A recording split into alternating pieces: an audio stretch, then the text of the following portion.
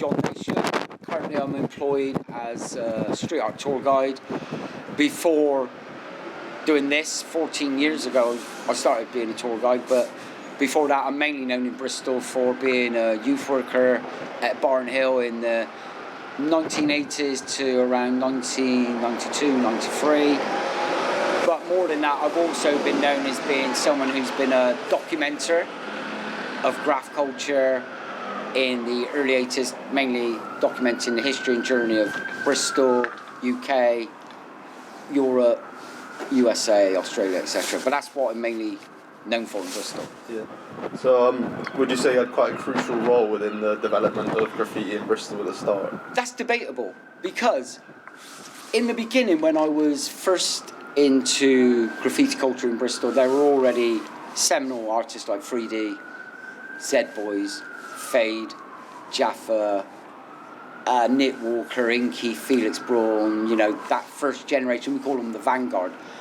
But I was in a position where, because I had a massive passion for graph and documenting it, at the same time I was a youth worker, and in Barton Hill at that period there were young people from Barton Hill Youth Club who were massively into graph, and they wanted to start experimenting in painting legally and safely. And so we had the luxury really at Barton Hill Youth Club where we worked alternatively to a lot of youth clubs in the city at that time, and we listened to the views expressed by young people and the needs expressed by them were for wanting to paint.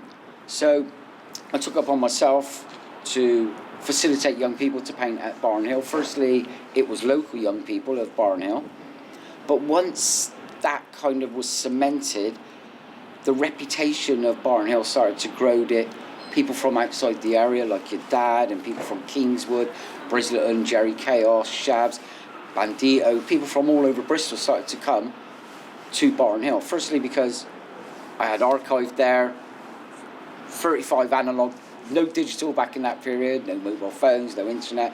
So physical analogue photographs documenting not only Bristol but graph culture and how it was evolving. And so once the reputation of Barton Hill had been secured as being somewhere safe, a space that young people could come and engage with graffiti culture, that's where probably I had a more pivotal role in shaping what was happening firstly at Barton Hill and externally in Bristol. But in the early years when graph took hold in Bristol, I had no real impact of shaping or determining what direction it was going to go in. That was solely down to the artists and writers of the city themselves.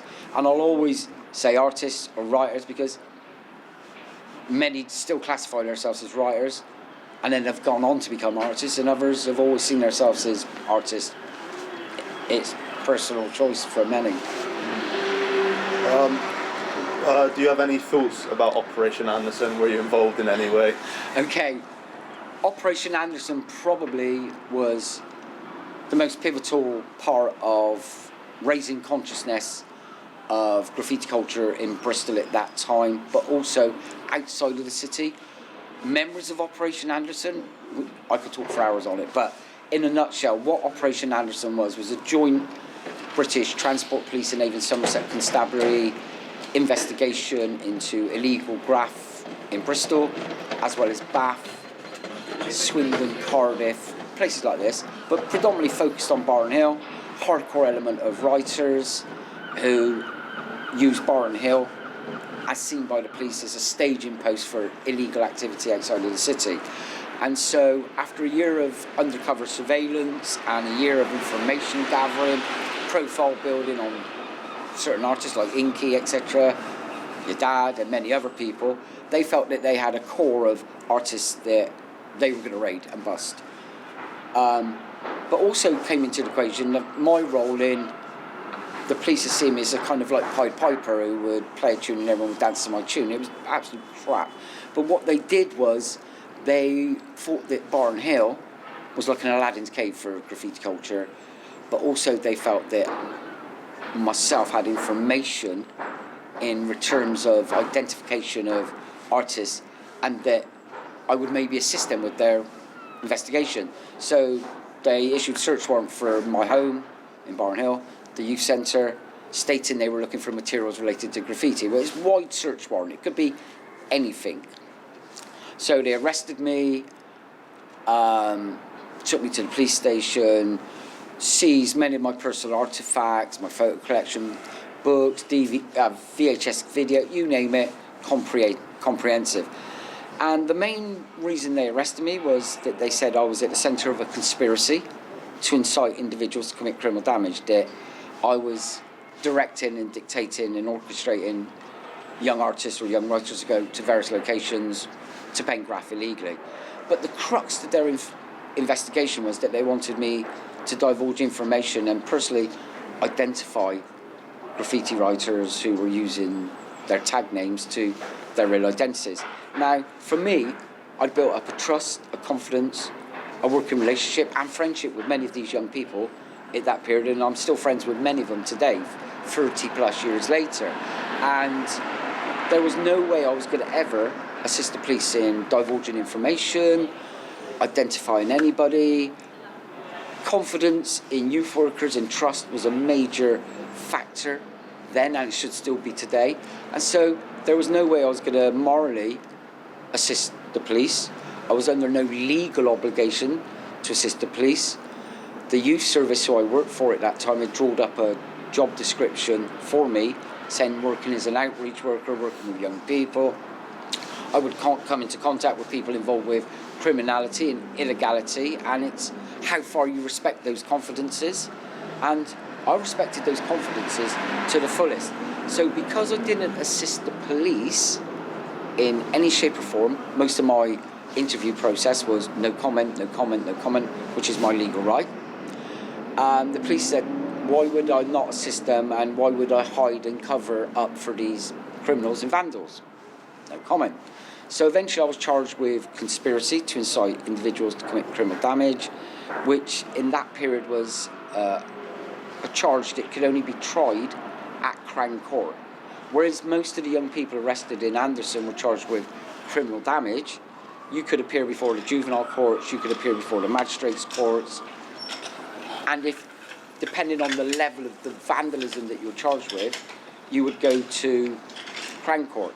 Now, originally the police tried charging a group of us with conspiracy, but they couldn't prove a conspiracy. So after talking with the Crown Prosecution Service, they decided to drop the conspiracy charges against all of the writers and individually charge them with criminal damage. Everything from maybe damage for £1,000 up to Inky was about £250,000 worth of damage.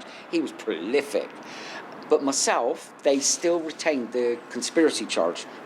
So I had to go through all the formal process of being on bail, but still working at Barton Hill, which many questioned the morality of that, especially in the local council. I went through the process of magistrate court hearings, and then had to go to Crown Court. And on the day of my trial, when it was due to begin, the outline of the case is going to be defined by the prosecuting barrister, and then my defence team will then counterbalance before the trial begins. Neil Ford, who was the prosecuting barrister for the police, stood up and said, after much deliberation, much soul searching and much examination of, so say, the evidence, the Public Prosecutions Department decided that there was no charge to answer and that I should be acquitted of the conspiracy charge. So I was found not guilty.